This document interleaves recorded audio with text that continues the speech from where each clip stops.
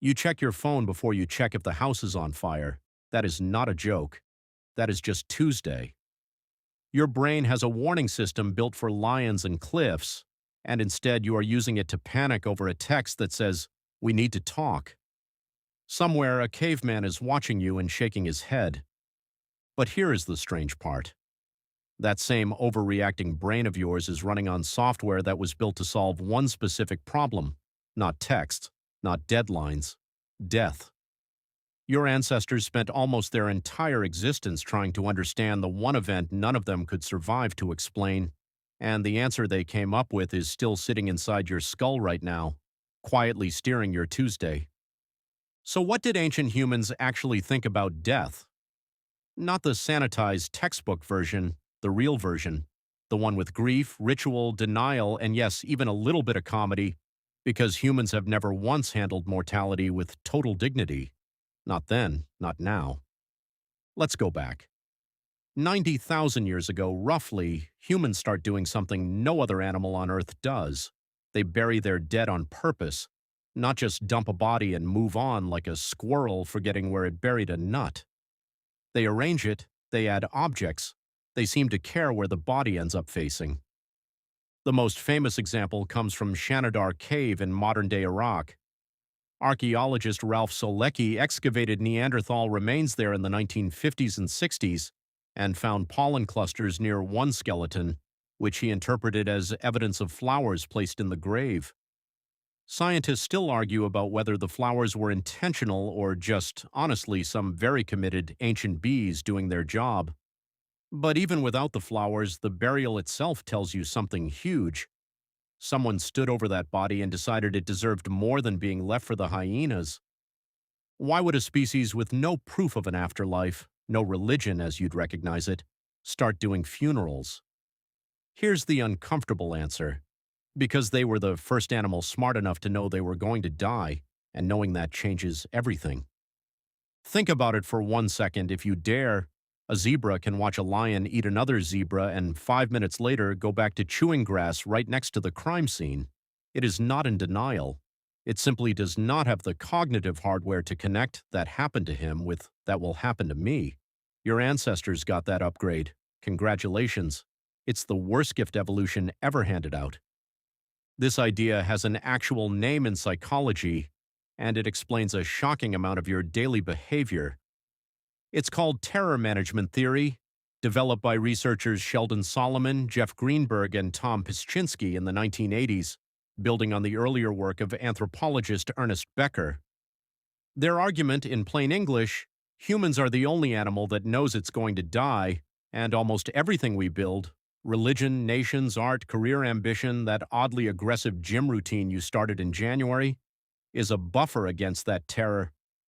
You are not just working out, you are quietly, subconsciously, trying to outrun the void with a better deadlift. Solomon and his team actually tested this in the lab, and the results are almost funny. In multiple experiments, they reminded one group of people about death, casually, just a couple of questions about it, and left another group thinking about something neutral, like pain from a dentist visit. Then they measured behavior.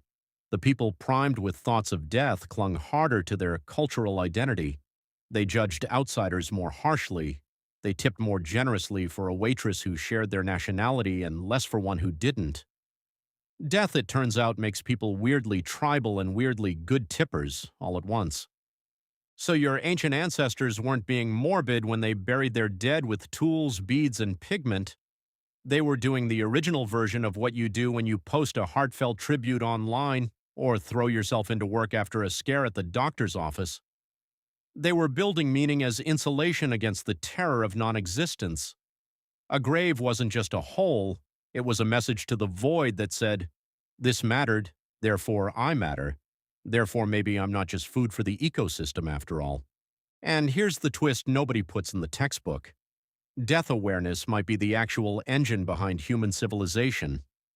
Some anthropologists argue that ritual burial is one of the earliest pieces of evidence for symbolic thinking, the same mental leap required for language, art, and eventually agriculture, cities, and several thousand years later, extremely dramatic funeral playlists. You didn't get the pyramids without first getting terrified cavemen arranging flowers around a body in a cave. One caused the other. Now here's where it gets personal because you are not as far from Shanidar Cave as you think. You still do death denial rituals. You just call them different things. You call it legacy. You call it leaving a mark. You call it naming a building after yourself if you happen to have several $1 billion lying around. Underneath the branding, it's the exact same impulse that made a Neanderthal lay flowers next to a friend's body 90,000 years ago. You want to matter after you're gone. You have wanted that since before you had a word for gone. Even your smaller habits trace back to this. Ever notice how a near miss, like almost getting into a car accident, makes you suddenly call your mom, or eat better for exactly 4 days, or finally text the person you've been avoiding?